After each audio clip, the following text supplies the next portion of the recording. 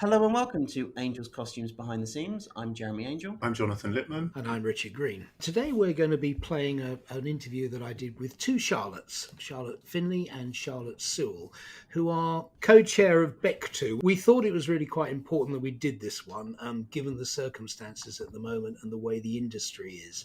I know that both Charlottes and the rest of their committee have been working extraordinarily hard over the last sort of 3 or 4 months because people are genuinely suffering with Well, they're slipping through the cracks, aren't they? They are indeed. In terms of the freelance And, sector. a vast part of our industry relies on freelancers and people who are either self-employed or go from one production to another. And I think it's been extremely hard. So we thought it was an important one to get out there sooner rather than later. And of course, you agree.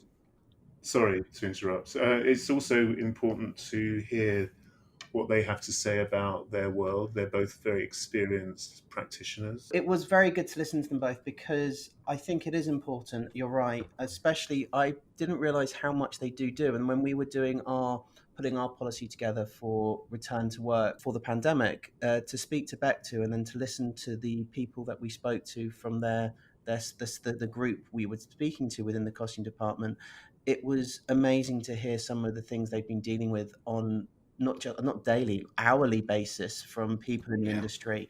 And I think, again, I'm showing my age here, but I never really knew when the unions were really strong. It's never happened in my time that the unions have been really forceful in things that I've come across. And I know there were horror stories in the past in the film industry and costume, but now more than ever, people need to have some form of, if they want to look at it this way, some form of insurance or protection behind them. And I think it's very important that people can hear them out and not just dismiss it as, oh, it's a union that never really worked that well for us. Yeah. Well, there's a universal suspicion of all unions, and on the basis that they're perceived as being overly protective of their members, to the point where it possibly jeopardizes progress of production and industry. But actually, in this instance, they've responded to a direct call, and hopefully it will motivate the organisation to gather more members for the sake of protecting their jobs and their position within the structure of film production. Yeah, and their working conditions and everything else. I mean, you're right, Jeremy. At one point, and it wasn't BECTU at that point, I think it was something else, but it was very much a closed shop. You couldn't work in film unless you were a member of it. It was pretty much a toothless union as far as I remember. That they insisted on people passing various tests so they could become members, and it was again a lot of who you knew rather than what you knew. In effect, it wasn't particularly strong or particularly useful. I think what's happened now is it has actually become representative of the members, and let's not kid ourselves. All of the people on that committee are people that we all work with, and indeed all their members are people that we work with. So I think they've done a great job, and I think it is very important that people sort of pay more attention to it and sign up to it. And, as one of the Charlottes says, unity is strength. The union thing I've always found interesting because there's always been this I've always heard talk of the union in America, sort of, this is going to be the wrong phrasing, which I always do, but there's slight protections for the costume houses in the union's work for costume. Does that make sense, Richard? That's kind of my understanding as well. I think there is union, and there are certainly unionized states, but there's also this thing that you and I have discussed, that people, in order to get a ticket, have to have worked in a costume house. Yeah, for I think it's something like 3 or 4 years to know that you've got a protection of, let's say it's 3 years before anyone can poach your staff, actually allows the costume house to build a team for 3 years. Yes, yeah, and to be brutally frank, and this is quite simplistic, but if you've got somebody for 3 years, for the first year they're probably fairly useful, but okay for sort of stepping and fetching. The second year they're feeling their feet and they're beginning to take on productions and gain confidence. By the third year, they're kind of capable of doing standalone productions and putting together looks and things. And then, of course, at that point, they're probably ripe for the grabbing. But you get 3 years out of them. You get 3 years, exactly. But also on the same note, they should have an idea whether they want to leave or not, because they can probably see, right, if I stay here, this is what I'm going to be doing. If I go, I'm going to be doing X. Yeah. Whereas the problem you've got if they take members of staff before their training is finished is they think they know it all, they think they've done it all, and it's not the case. And it actually reflects badly, I suppose, in the costume house, because someone's left who someone thought was fantastic at 1940s, but that's all they've trained in. Yeah, they're not fully rounded. Again, we've touched on this before, haven't we? This is this whole recurring theme from everybody. Learn your craft, put your time in, don't expect to run before you can walk. Make your contacts, make your reputation, if you like, as somebody that designers and wardrobe people want to use and want to employ, and that's the way it goes. So yeah, the biggest problem is going to be all of the committee and subcommittee, and most of the active members are professionals that work frequently within the industry, which is why they've signed up. What we hope for is that the momentum that they've gained over this time period is maintained going forward when they are all working. It's all fine at the moment. Yeah. When they're not working and they're in a holding pattern waiting for productions to get going again or to start up. And when you're working, unfortunately in this business, it's literally 24/7. It's your life, and to try and then, in addition, protect and keep the ideals of what BECTU are representing, it's hard. I remember one of my experiences on one as an AD. You get asked to do loads of things, and at one point, someone asked me to take equipment with me in my car to take it home at night and take it to set. When the producer told me to do that, I said, "That's not a problem. Will you be paying my insurance?" Because I knew I couldn't take work equipment in my car.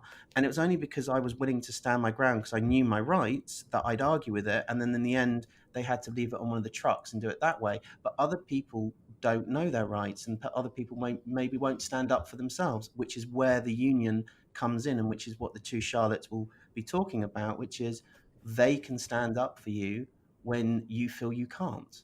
Yeah, I think the other important thing to remind everybody is the fact that they aren't paid to do any of this work. This is all voluntary work.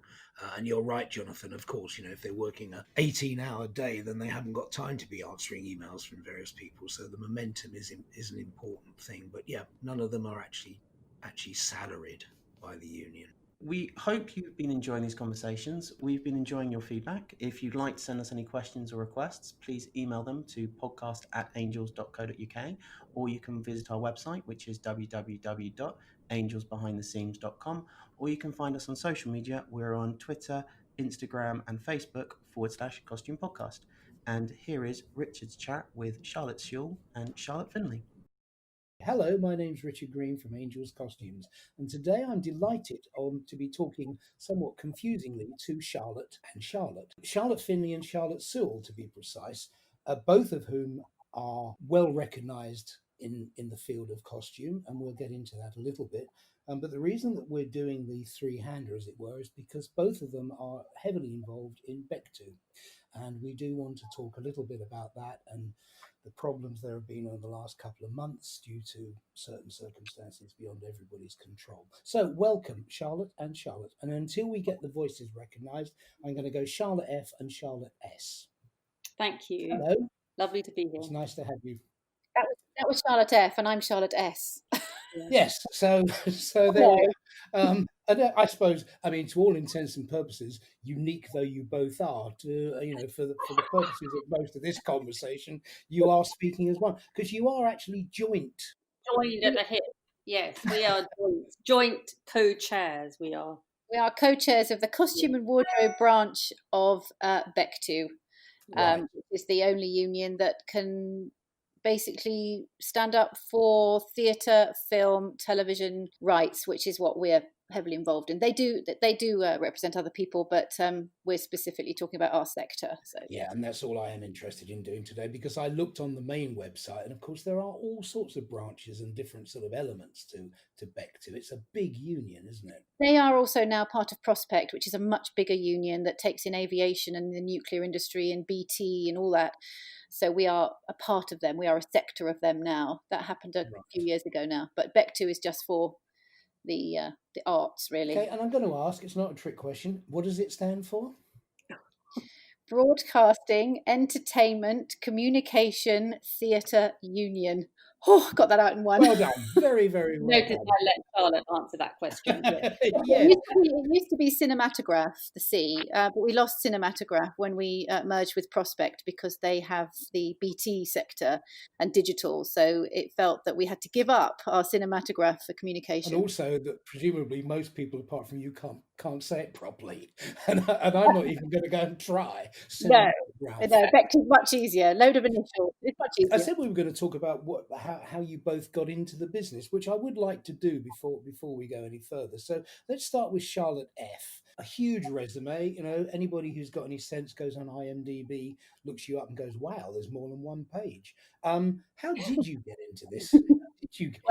Well, I started in my 20s. I was living in Paris, and I started working in fashion. And I worked with Jane Birkin's daughter, Kate Barry, presenting a collection, a fashion collection, couple of collections. And this, I was working free, so I didn't get any income from that. So I dropped that, went back to advertising, which I was doing there. And then eventually, after a year or so, I came back to England with a child.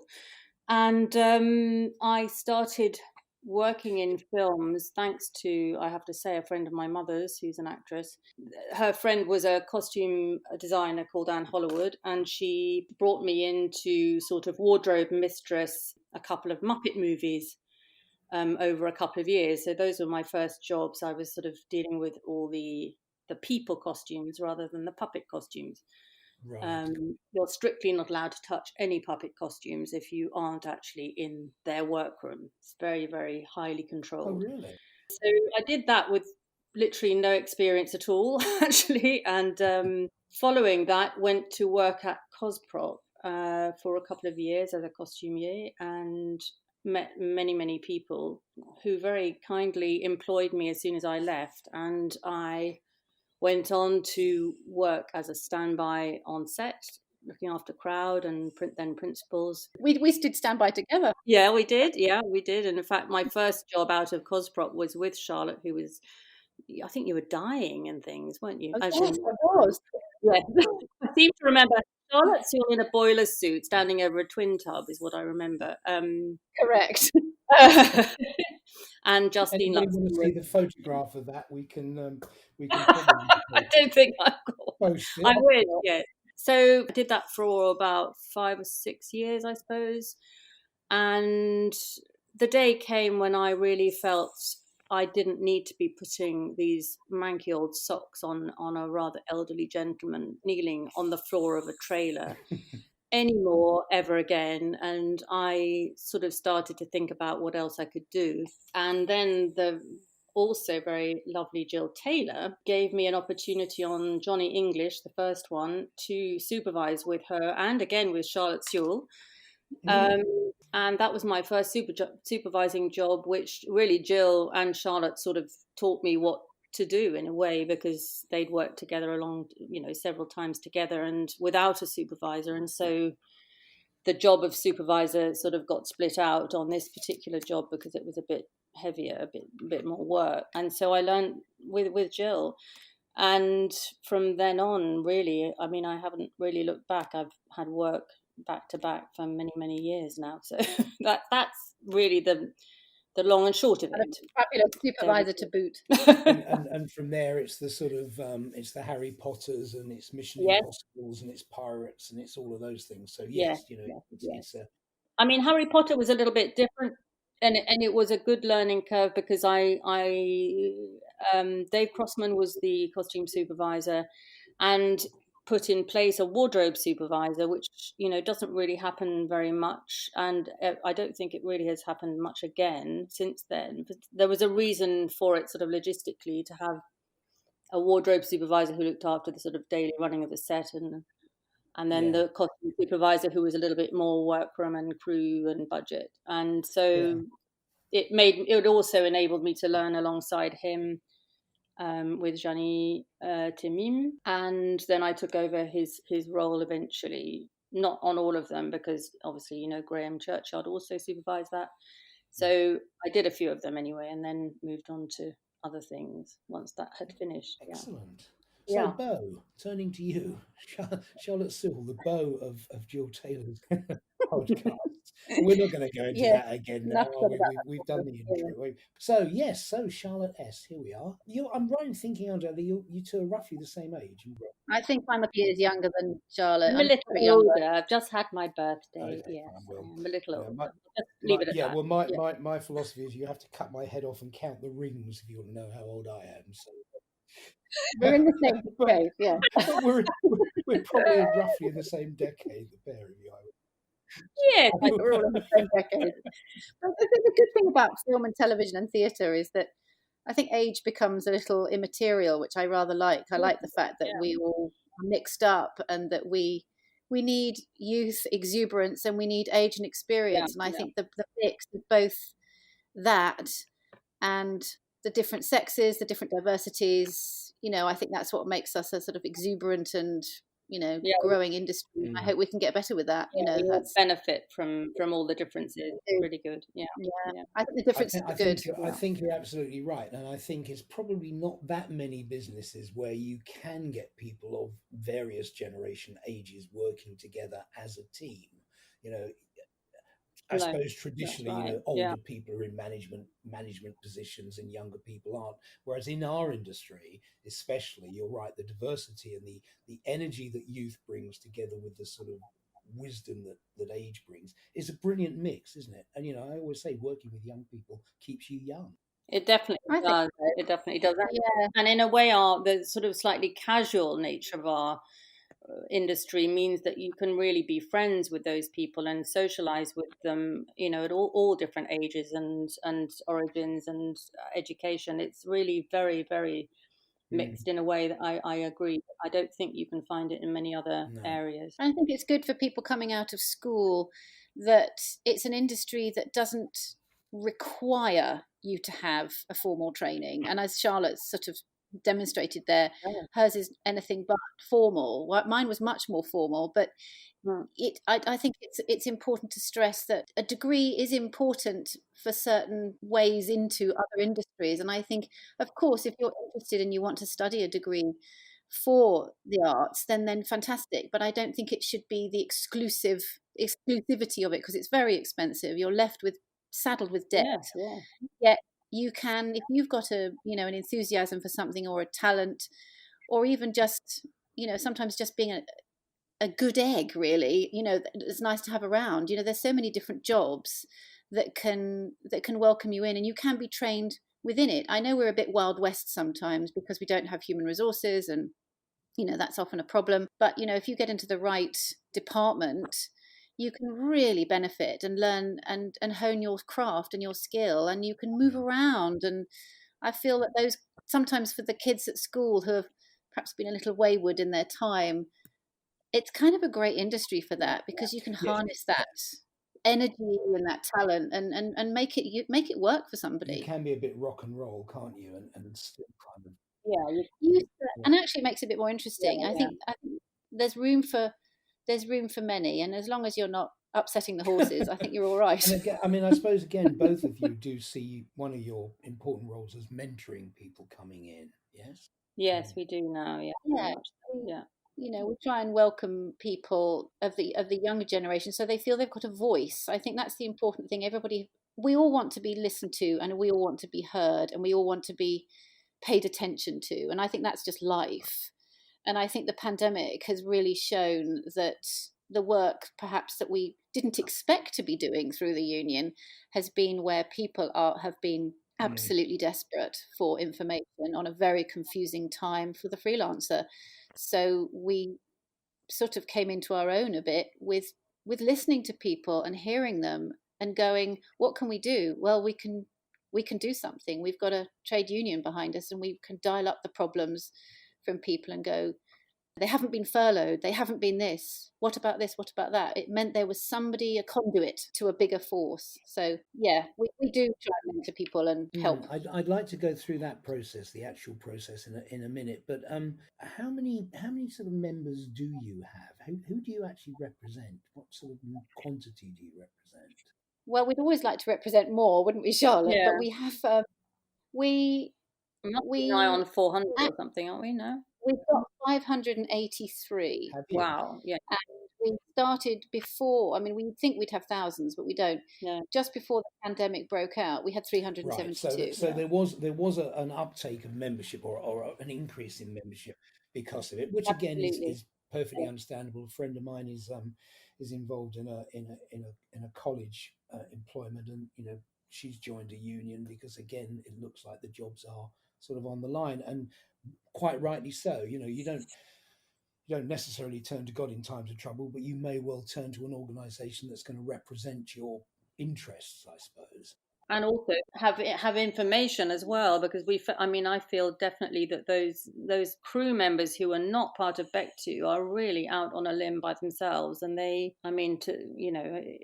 really been very apparent that joining makes you feel more secure. And also we do have a lot of last minute information that people just don't have unless they're really looking for it, and I think that was really key for us at this time. And it's like an insurance policy, you don't drive a car without insurance, and you really shouldn't go to work without a little bit of insurance, and we are that in that if somebody gets into trouble and they are, for example, fired for no good reason, there's employment lawyers who are free. You get free legal aid, and you can fight somebody. That's all there. And there's also mental well-being for people. There's much more there, and I don't think. Yes, we all know the BECTU website probably could be zapped up a bit, but there's so much there for people, but they don't know about it because why would they? It's not being necessarily told about. It's not very well promoted. No, it's not very heavily promoted, and it has a very bad reputation. Back in the 80s, it all went. It was a closed shop where you couldn't get a job unless you were in the union, and then of course everything was destroyed and films weren't being made. I mean, when I left college, there were no films being made at all. I did one, it was free. Yeah. And of course it was like, well, the unions are rubbish, they don't do anything, what's the point? But I think it's been and the terms and conditions were getting so bad, weren't they, Charlotte? I mean, costume when we started, it was absolutely awful. Really, it was horrendous. And free for all, really. And there was no one. Every job was different, and nobody compared. Nobody spoke to each other about what they were earning or the hours they were doing. It was atrocious. Our early days. And I think everybody suddenly went. I think we were working it out. I think it was about 2008. Everybody just got really annoyed. I nearly swore there, didn't. I got away with it with Janty's one, so you could probably.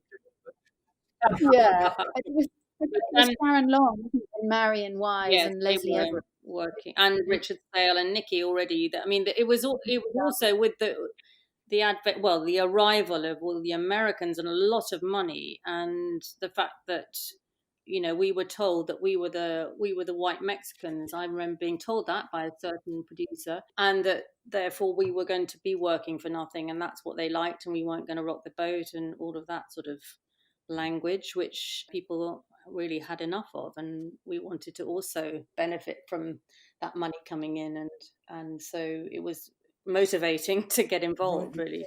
And a group of very angry costume people got together. Unfortunately, not everybody, which I suppose we'll come on to, but there are many people in the costume departments who have authority and important roles who are not part of it for various reasons, which is it's disappointing. Yeah. It is how it is, people make their own minds up. You talk about the old days, and I remember back in the 70s and the 80s, the NATKey days where, you're right, you had to go in front of a committee of old curmudgeonly people who were really interested in protecting them. I think that's before my time, Richard. I think absolutely, yes. When I said we're roughly young. But BECTU grew out of. There was NATKey, which was the pretty toothless, in my opinion, one that really was more about protecting existing jobs and positions. And then there was, I think, was it ACT? Yes, ACTT. Yeah. which was sort of the designers union. It's all initials. Yeah. Yeah. And BECTU is an amalgamation of those? I think it's what came. I don't know, to be honest. I couldn't tell you the ins and outs of that. I know that that's where it has sprung from there. Yes, but I think certainly the reason I joined the union was because I was angry, and I believe passionately, as does all of us, of improving terms and conditions for everybody, and especially for those who haven't got the strength to say something. And that's really why we got together and we ended up on the committee. And particularly those of us who are supervising or heads of department in one way or another, we know that we can influence the situation, and it's also to our benefit. I mean, I have to say that even though I still have the argument every time I start a new job, it's a little less fraught than it was, because you would just be starting from scratch every time with the UPM or the line producer trying to gain ground and get good rates for people and get good conditions. And now it is, we're in a better position for sure. The two agreements we've got aren't perfect, and we know they're not perfect, but there was something. And we've had Nikki Young, who's a supervisor, and Richard Sale, and Charlotte, myself, Mary. We've had Claire Anderson, Duncan, Mary. We've all been in those negotiation meetings over the last 5 years and pushed, and to have costume to have a voice, which they haven't had, because we are up against, some pretty strong departments, like Spark and construction and Grips, and they all look at us and go, why the hell are you doing what you're doing? Why are you doing an hour in the morning and an hour in the afternoon and you're not getting money? And why did you stop work, is what they say. Why do you stop work? And they've got a point, but historically, they've never let it slide, and costume department, at some point things have been sliding, and we've had a long way to pull back, and I think we've made some enormous inroads into that. I mean, of course there's always a space to go, and there'll always be a place to go, but part of our problem is just those who aren't involved, which sort of weakens us slightly. But anyway, enough of us are to make a difference. So it's and it's growing. I really do think that your position and it is getting better and better and growing, and your influence is growing as well. I mean, for argument's sake, I know, because we had meetings and various discussions about the whole protocols of safety and things, that you were actually being consulted and advising on some of those things. We advised on the British Film Commission document and also the BECTU document in detail. Not everything was taken on, of course, and also with you we had a chat about Angels, which I have to say, sitting in Angels as I am right now in an office, it's you've done a great job. It looks really good, and it's very safe, and it's great to be involved with all of that. But I mean, I thought it was really nice to be involved with your back to work protocols, and as well as the bigger picture, because you're asking the people who are involved, and that's really nice. So and it was people out there. It's like, what do we do? 16 rails of costumes. And it's extremely important that you feel safe when you come in, and you feel that there's an environment you can work in and everything's okay. And of course it is, because the sooner we get back to some kind of normality, the better it's going to be for all of us. And I think it's great that you were actually part of that, not just with us. I mean, we wanted you involved, of course, because again, you are you're our immediate customers, you're our friends, you're the people we deal with. We deal with you on a daily basis rather than somebody sitting in a production office somewhere. So we wanted you to be comfortable and secure, but also, as I say, I'm glad that it went back up the other way, if you like, and that you were influencing how filming and how location work is going to have to be conducted for who knows how long. Yes, it's unknown territory, that's for sure. Yeah. So tell me, there is the committee, and I've met most of the committee, and say we had a Zoom meeting, and you were there. There's a number of you on this committee, which is there are 27 of us. 27. Okay. Yeah. We can have up to 30. There's 27 of us. We became co-chairs because we think it's too much work for one person. At one point there were 3 of us with Joe Campbell, but when Marion Wise was the chair before us for many years, and when she decided to stand down, it was a bit like, I think I was in Spain at the time, and I was like, well, I'll do it. And then I sort of said to Charlotte, please, will you do it with me? Charlotte was like, all right then. And and then we took Jo Campbell as well. She stepped down since because she's had a couple of children, and we have a branch secretary, Polly Kiriakou, who is the person at the end of the email. When everybody emails in to BECTU Costume, it's always Polly that's answering it. So we try and stress that we are people behind the union, that we are people that work just like everybody else. I think sometimes there's a misconception that we are some different body, that we work for BECTU, but we don't. We all work in film and telly and commercials, and so we're just people doing it in our spare time. Yeah. People kind of imagine that BECTU are paying your They're not. salaries, whereas in It fact, should have been this is 14 weeks of work.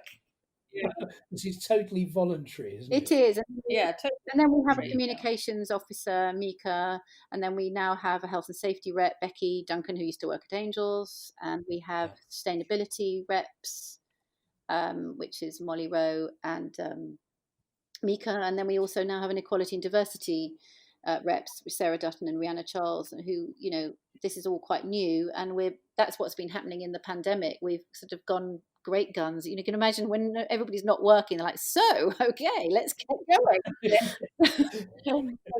Yes, all those things that we said we talk about when we weren't actually working, we're going to have to do now. Exactly. And again, you're raising interesting and sort of cutting edge points here, aren't you? You know, sustainability is becoming more and more important to all of us.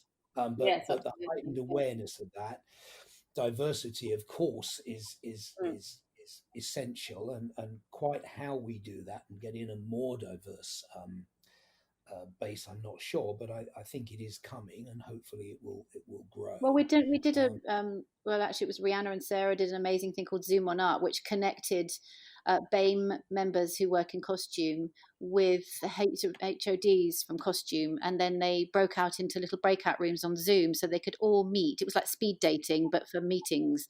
So in every session, Charlotte did it, and you could meet 3 different areas, and they could make some connections. So speed dating from costume, which was amazing. So they had 60 HODs, and I think I can't remember how many BAME members we had, but there were over 180 connections made, and I think it was a really good pattern for all sorts of things, not just diversity. You know, maybe school leavers, college leavers, just to do some connections, so that people don't feel a bit like it's an elitist industry and they can't get into it.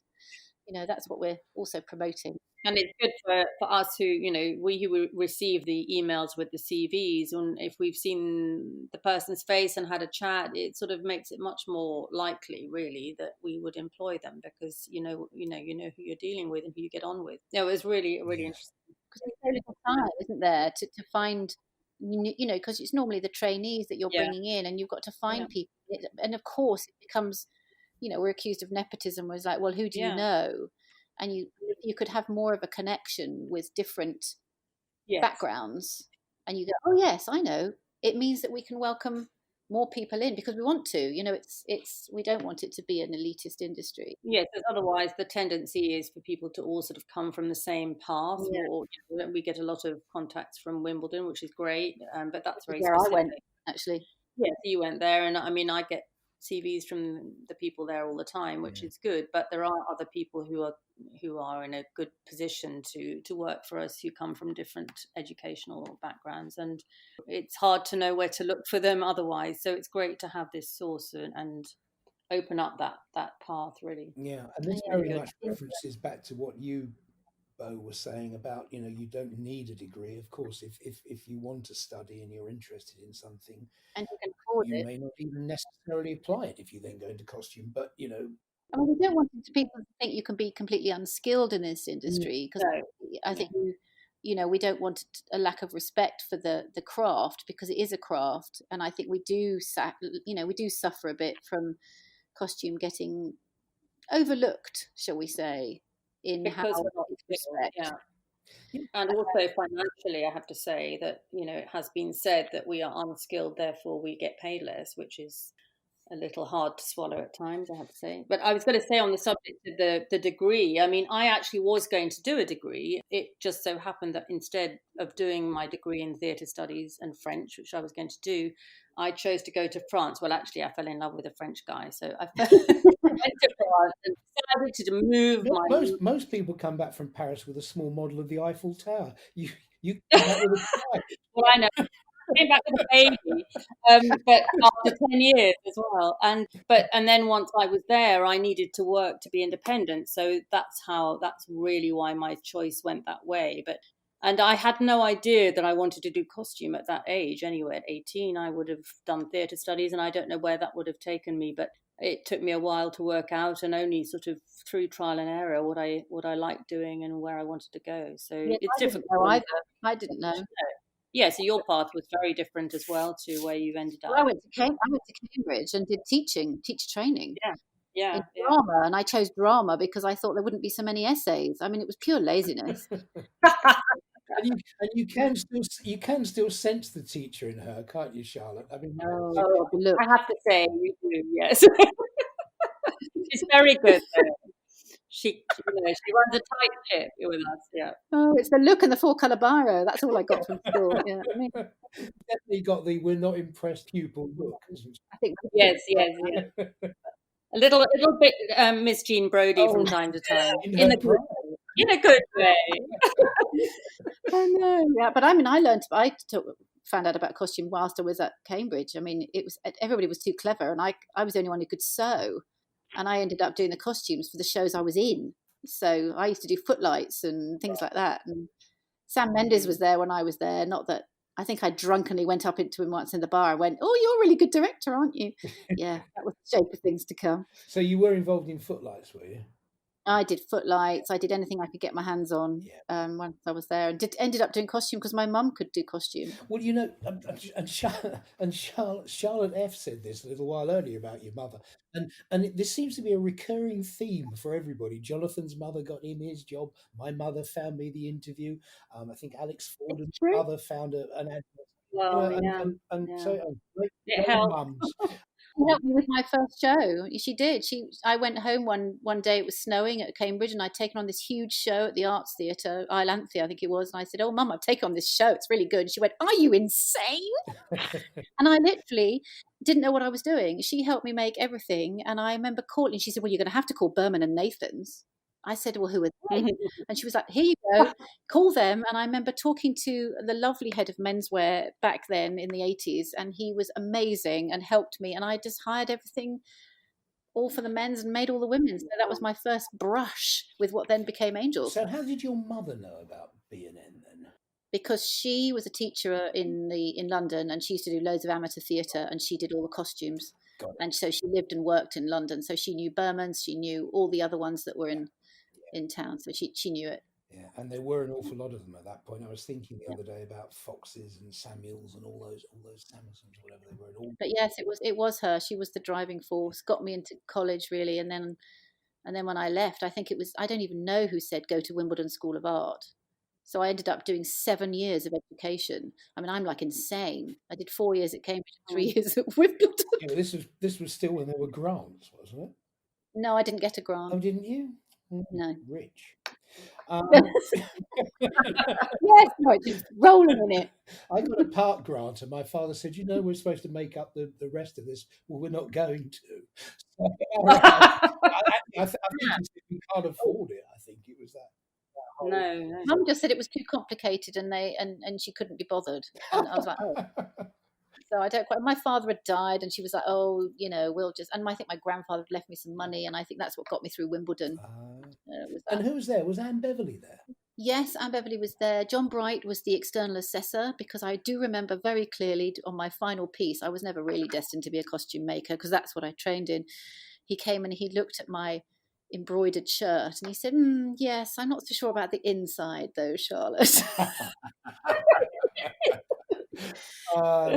I was desperate not to be a maker. I had a great aunt who she was the one who sort of taught me about sewing, not my mother, although she was influential in finding me the work. But I had a great aunt who was who was, you know, sort of model size, and she'd always go to evening classes of dressmaking and make these beautiful things. I've got wonderful patterns from the 50s and 60s that she had, always followed a pattern.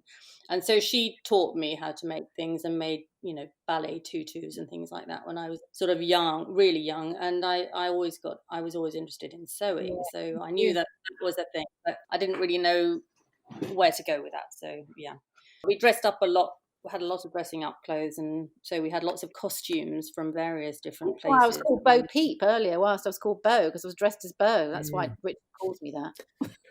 So in both instances, although neither of you actually knew that the big wonderful world of costume hire and costumes in film and TV existed any more than I did, the seeds were there. I mean, you were already, you know, you were making, you were interested in things, you were beginning to kind of, you know, stumble towards it. And I think part of the reason we're doing these is to sort of, for people that haven't really got an idea of what they want to do, first of all, show them that there are many entry ways of getting into it, many ways of doing it, always academics, and not always through your mother, although it helps.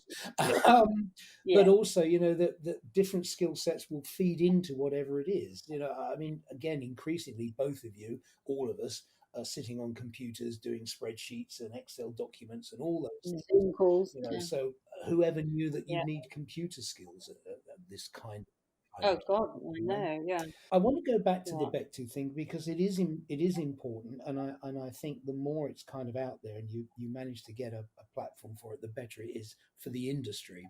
And what's good for the industry is obviously good for us and good for everybody else, because I think some of the hours that you're expected to work, some of the distances you're expected to drive after sort of 10, 12 hours, the fact that the film crew basically pack up their cameras and their sound stuff and stick it in the back of a van and drive off. You've got an hour of laundry and cleaning and tidying up. And I speak from experience going over to where the stuntmen were, where they've just dropped their costumes and left and having to track across. Not all of them, Richard, not all. You do need a voice and you do need to be represented, and things I think do need to change, don't they? Yes, I mean, I think things have changed and I think they will continue to change, but we do need to keep battering on the door and rattling the cage, especially after a global pandemic when everyone's terrified that they won't have a job to go back to. That productions studios might take advantage of that and say, well, we don't need as many people, and aren't you grateful for the job and we're going to pay you less. So we are as important as we ever were, and also to help people coming off furloughs, and some people are being made redundant, and that there's somebody who can help them. That's the thing. It's that we're here to help, and also there's a network. But I mean, hopefully, if we're allowed to get together in the same room with more than 10 people, then we do a social at the end of the year, which is the AGM. We invite, we just try and get people along, and it's also good networking for people, especially the young ones coming in, and they can just come and listen and meet people, and people have got jobs that way. Certainly. I know certainly someone on our committee came to one. She came up, gingerly gave her a card. I remembered her, got her in, became a trainee, and she's a junior. Now she's fully fledged, fabulous assistant, and is actually working with Charlotte. So, I think it's about two of them. Yes, exactly. It's not just a union to protect you, because I didn't join to go, everybody out, because that's just not what I'm about. I was about support, improvement, conversation, transparency. Having conversation with the employers, that's really key. Back to other people who are conversation, presumably conversation rather than confrontation. Exactly, it's negotiation, Richard. You know the word. We're always in there with you, negotiating. Oh yeah, I've certainly been negotiated by both of you. I don't know what in our working careers. Yes. Yes, negotiating. Pleasant experience in both cases. Well, you make it very pleasant, so we're very lucky. But now I would have thought. I mean, we are open. We've got people in. We're doing fittings and various things. But I've got to say that the fitting process is a hell of a lot slower. And you're saying they need less people. They might need more people. They might need people to only be on set. They might need people. Well, we've said that. Yeah. And I know we've had those discussions. It's taking far longer to do fittings because of all these protocols about taking the costumes off, making sure that they're then sterilized. So who knows which way it will Everything's go. taking longer. Yeah. We've got shopping. Shopping is twice as long. Yeah. You know. Yeah. Yes, you've got to go out there now, aren't you, Charlotte? I mean, Yeah. I can't imagine. Yeah. You know, Well, it's in taking fact, buyers longer. You know, you've got to think about whether you yeah. quarantine things, you know, when they come in, you know, whether you're going to Yeah, quarantine. I mean, we had that today, didn't we, Charlotte? You know, you brought bags in. Theoretically, they should be quarantined somewhere because we must know where they've come from. Exactly. You know, so, and you're right, queuing up to pay for something at a till takes longer, and all of those one-way systems that everybody has, you know, it's not quite as easy as it ever was. And I think people are struggling to go back to work. I must admit, my brain has turned to sort of, it's like, oh, really? You know, trying.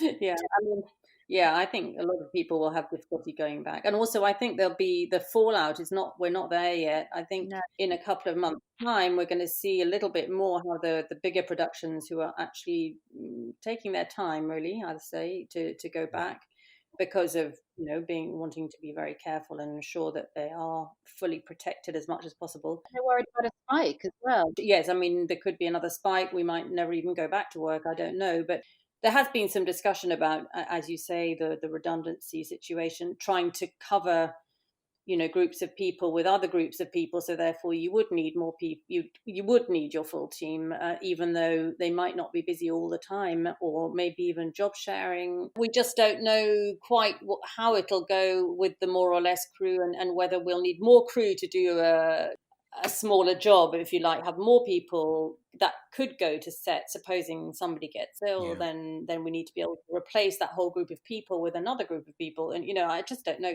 Have a backup, have a B team for every situation.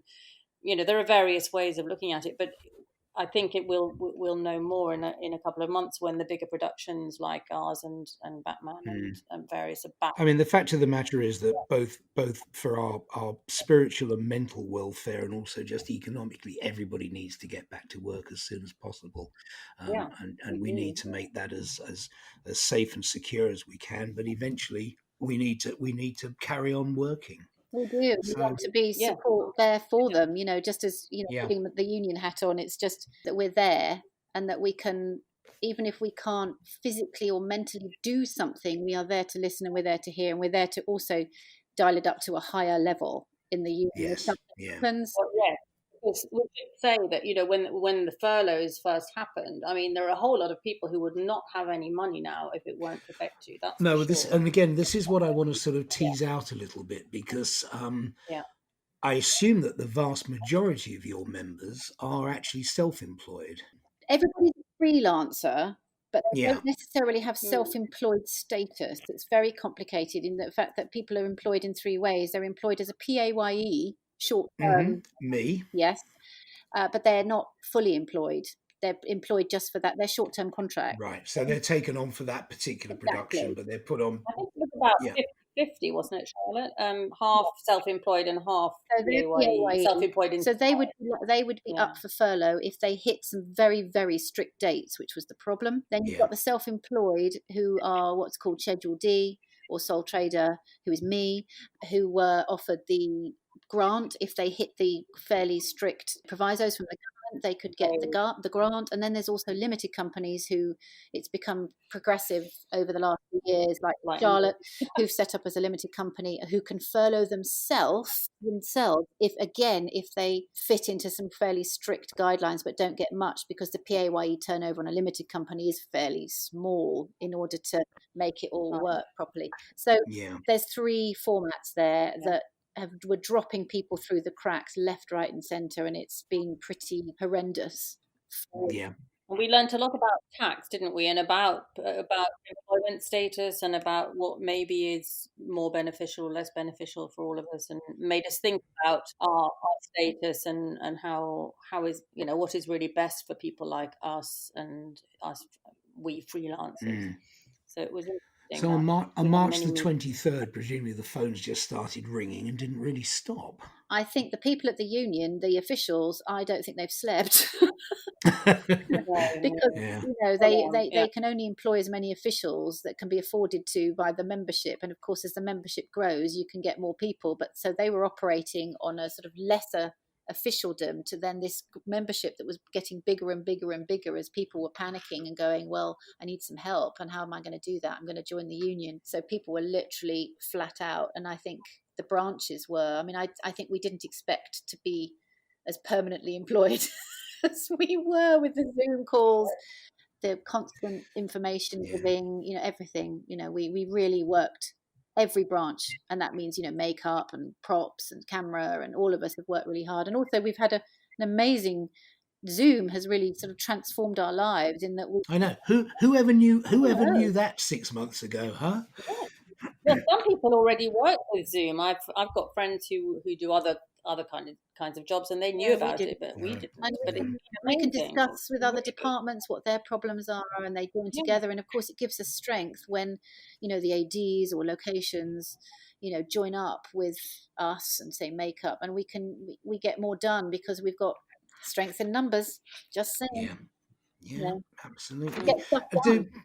Do makeup and hair have a separate branch, or are they a different union? No, completely? it's all one union. Right. But because we're London centric, it's called London Production Division, which is what we're under. There's also Regional Production Division, which is geographically across the country, you know, Wales and Scotland and the North West. Right. And we're trying to connect with them as well, because it's unfair for the regions to feel left out. But we are the strongest because we're the biggest in London, and under LPD, as it's called, more initials, we have all the different branches. So it would be props, costume, you know, art department, hair and makeup, the sparks, grips, construction, the supporting artists, you name it. There's a lot of branches in there. Yeah. And so we're all under one umbrella, under LPD, and we're the ones that we did the motion picture agreement and the television agreement and a lot of the work to sort of start it off, because there's more of us.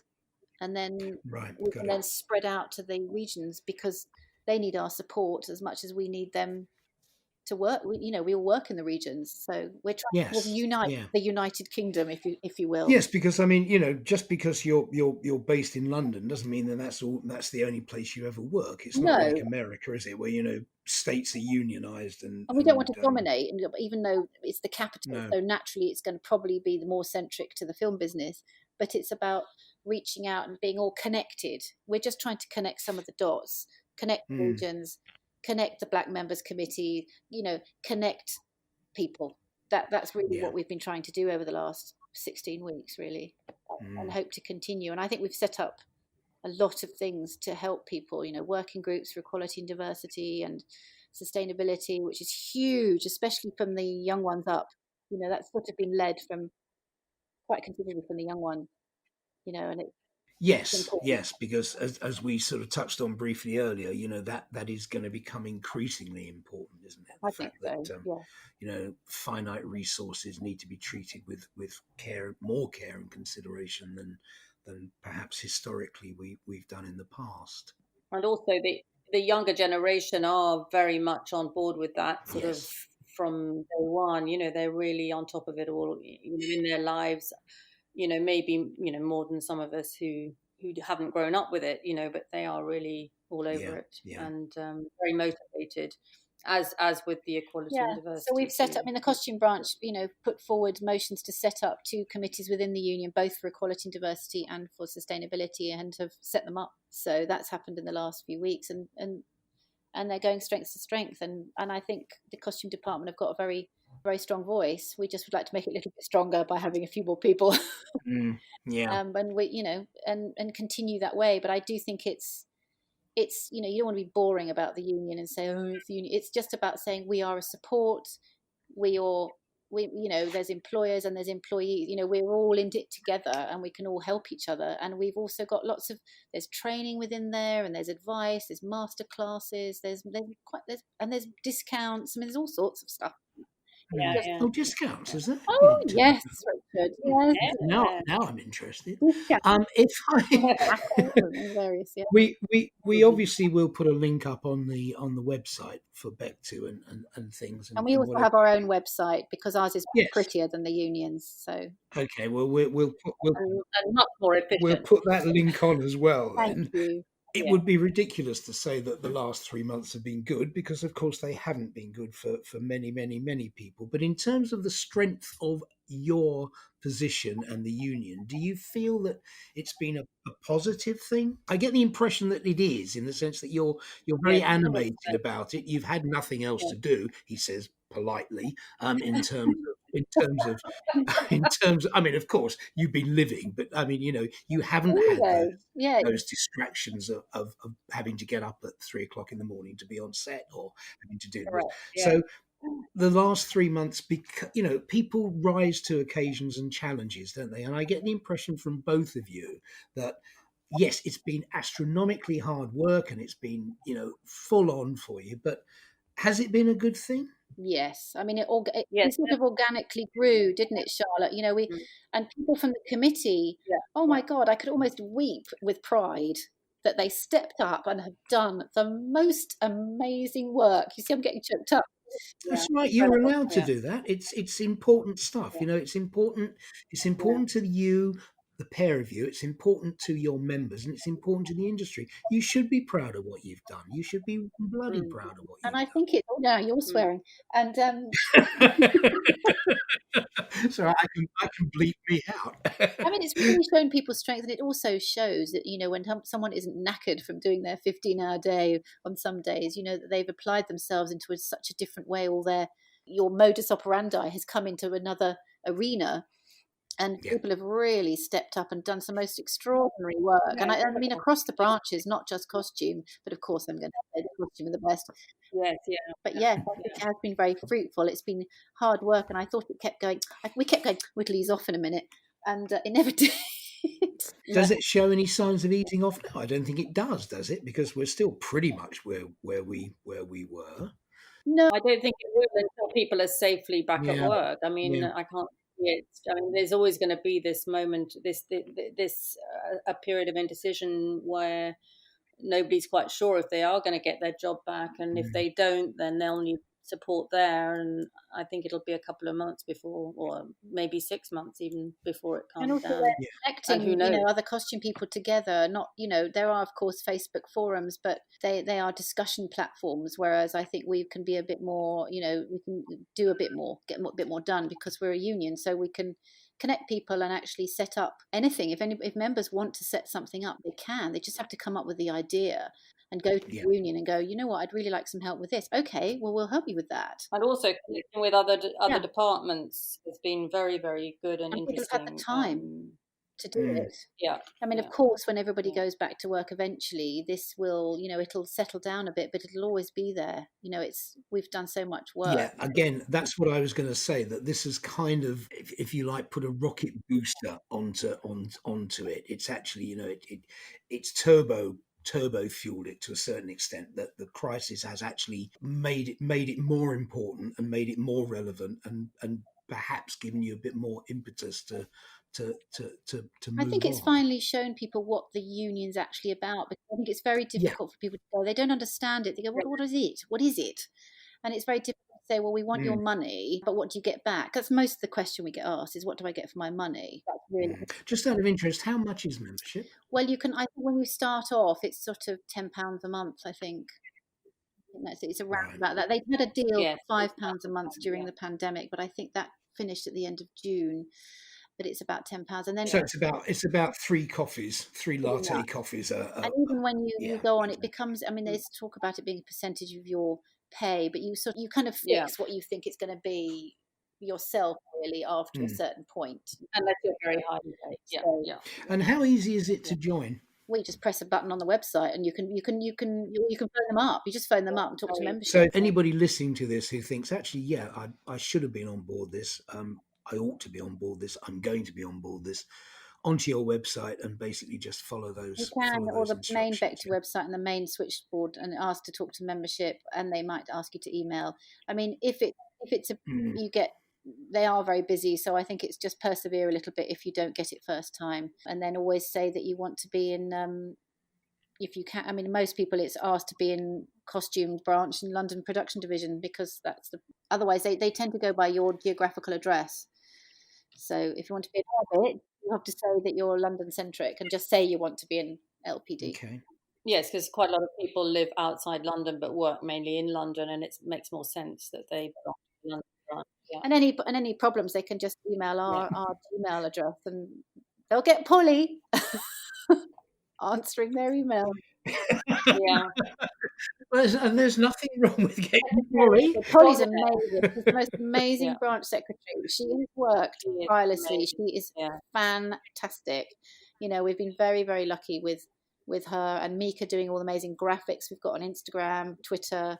You know, we're all over it. I mean, I think again, I don't think I had all 27 of you when we did our. We chose the COVID working group, Richard. Is that what I was talking to? Well, it was very nice to talk, and of course, it was nice to actually know everybody that's on there, because again, the other thing about this industry is that it's really pretty damn small. You know, you're going to know most people in it, and which I think is a good thing. You know. Mm-hmm. No, I think it's just about everyone wanting people to feel like they're safe, and that that there's somebody they can ask if they don't feel safe in any situation, whether that's COVID, sexual harassment, unfair dismissal. It's just about having somebody you can go, there's someone I can talk to, and they can come as a conduit through us, and we can then get the right person in the union to help. That's what I feel. It's there for people. There's something, because what else is there? There ain't anything. So, that's what there is. Yeah. So it's supporting it. Good. Really. Is there anything else you want to say about that? I mean, I think that's an extraordinarily good summation of the situation, and I think it's great to know that there are people that are going to fight your corner when you are concerned about your job or whatever it is. And as I say, from what I experienced about it, talking to the pair of you and the committee, or what was it, the COVID committee, you were all over it. You really were all over it, which I think is well, it was fantastic. a sort of it's a deep and dark world of science, which I think is tricky, because you're trying to advise people on things that are both very scientific and also costume specific. And it's very difficult for us to say, no, you should use X or Y. So we've had input from First Option, who are the health and safety company that often are used on movies. They had a look at what we've done, and we've tried to do some research, and we will continue to consult with them before ever recommending. Yeah, it's ongoing. Yeah. And you're right. I kept asking the question, how long does this thing live on costume? Because it makes a big difference. If it lives on there for 20 minutes, then fine. If it's 20 days, it's a totally different thing. I know. Nobody was really able to respond. I mean, it's ongoing. Yeah. I mean, I think, as most people say, as it is most important washing your hands, it's the same with costumes, isn't it? I mean, washing's the best for most things, for most of us, really. Well, yeah, I think I heard the teacher again there. I think did we wash them all in Prosecco, do you think? I think as a general rule in life, you're quite right, Charlotte. Washing is the most important thing. Well, it is if you want to keep friends. I know that both of you are beginning to start the real job, and I'm not sure that the BECTU bit hasn't become in many ways the real job, but things are beginning to start up again. You're coming back from France fairly soon then, Charlotte, I hope. Yes, I am next week. Yep, and, I'm actually in Angels on a week and a half on a job on a big film. It's interesting trying to get things done when the powers that be don't actually seem to realise there's been a global pandemic and everything takes twice as long. It does seem a bit like that, doesn't it? When you're going for a COVID test every week, which we have to have, and of course you've got to do it. It's like that you're going to the airport, you want to do the security because you don't want the plane to blow up. So we do all the safety measures as much as possible, but it's not easy because people get caught up in their work and they forget. So it's like going, oh God, no, put your mask on. Oh no, stand away, step away. Well, I know. I mean, we've got this vacant, occupied thing for our loos, haven't we? And the number of times I'm just going, should have changed that back again. And that's that's an extremely simple and easy thing to do, but it's just so easy. Well, we've got a lot of new habits to acquire, haven't we? That's the thing. Yeah. in the workplace. We've got the habits at home, but it's different when you're out there. I mean, and mixing with all sorts of people. So we've just got to learn new things. I was certainly lamenting Britain's ability to queue a little while ago, and now I think we're all learning how that works again. Yeah, when it stops, you think we'll always just do it anyway. Yes, exactly. Yeah. Excellent. I think that's really insightful into the BECTU side of it, and of course the fact that we all owe our mothers a huge debt of gratitude for putting us on the costume path. Very important. So thank you, both Charlotte Roos and Apple Charlotte, which is what I probably should have known in the first place. But no, that's really good, and thank you for your time. Thank you, Richard, for letting us talk about it. It's been a pleasure. And we'll see you very, very soon. We will. Thank you. Yes, hopefully. Yes. Okay. And be safe. All right. So that was Richard's chat with the two Charlottes. Apple and Roos. I think they both spoke so clearly about what they feel about the union and why. And I think the comment I've been left with was from Charlotte Finlay about the producer who called the costume department the white Mexicans. I mean, if that's how people in our industry view us, that's shocking, and that's enough of a reason for people to want to join a union, I suppose, if that's who the people are employing you think. Yeah. Well, or worse, the frock team. Exactly. Yes, patronise. I mean, it is a thing that constantly amazes all of us, isn't it? The fact that, without a costume department, any production is going to look pretty silly and nude. But somehow costume isn't deemed as being particularly important. Relevant, yes, but not important. It's not given any priority. We'll try doing a period drama without. And we're not given the time, and they also bring that up quite clearly as well. So it is amazing at where the position we find ourselves in, and they find themselves in on set and within the industry. And it's something that's very admirable that both of them want to make the change. And if you just visit their website or their Facebook page, which if anyone is interested, it's www.bectucostume.com is their specific page. Or if you go to BECTU Costume on Twitter or BECTU Costume Branch on Instagram, you'll see just what they've done and the amount of meetups they do, the amount of online courses and everything like that. They really are trying to help everyone and be there as a supportive structure. And it's lovely to see that they're doing that with the other people, as we keep mentioning, as a second job to what they actually do. And as you know better than I do, when they say, okay, it's a wrap for the day, the camera guys pick up their cameras and put those away. The sound guys undo all the mics and do all of that stuff, put it away. Wardrobe are probably not only going back and getting people changed and getting all the costumes back in, they're then probably getting those costumes cleaned and prepped and ready for the next day. And I've been there on some of these weekend shoots I've been on where everybody else has gone home. The cars have just all driven off and you're alone in Great Windsor Park somewhere, still putting costume bits and pieces together for the next shoot. And I think there is a danger, and it literally is a danger, of people who have to be on set sort of an hour or so before camera turns over to get things ready, who stay an hour or so afterwards to get things ready for the next day, and then drive home. And I think the important thing is when the two Charlottes talk about negotiating the terms and conditions, this is one of the points of terms and conditions for costume, because to be aware, on a film set, there is camera time, and majority of payment, unless things have changed, is based off camera time for all the departments. Mm-hmm. And with what you've just described is camera might start rolling at 9 o'clock in the morning, but costume, makeup, AD, and a few other departments will be there from 5 o'clock in the morning to get ready for 9 o'clock. So in theory, if the union haven't negotiated or people haven't negotiated on behalf of the smaller people, so at my time as an AD, for the runners who don't have a voice really, we didn't get paid for those hours. You got paid from when camera started rolling to when it meant to finish. So it'd be a 9 to 5 day, and your day actually looks like 4 to 10.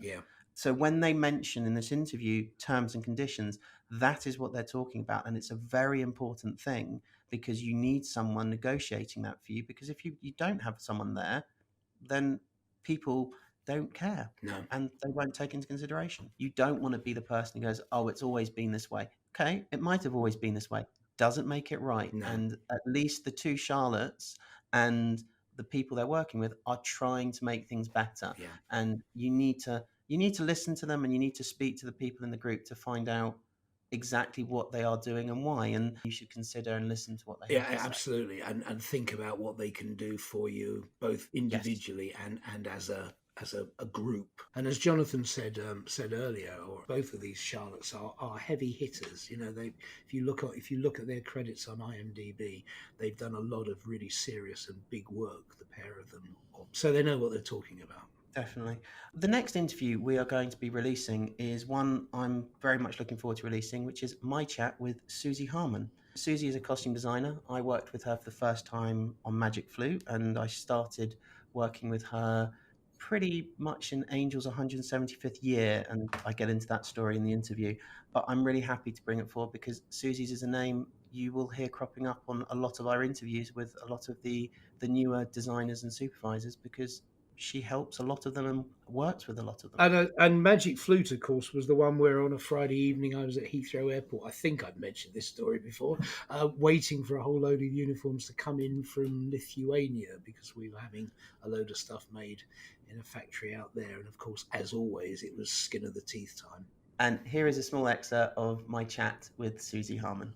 With David Copperfield, yes, it was historical, but we could veer away colours. We could bring in things that work for us. The colours weren't completely accurately correct for what colours were available during the period, but you're creating characters. So I'm not somebody that says, no, it has to be absolute. I'm not a purist, as I know that's the term people use. I want to inspire people. So I don't want to just give them a replica of a photograph.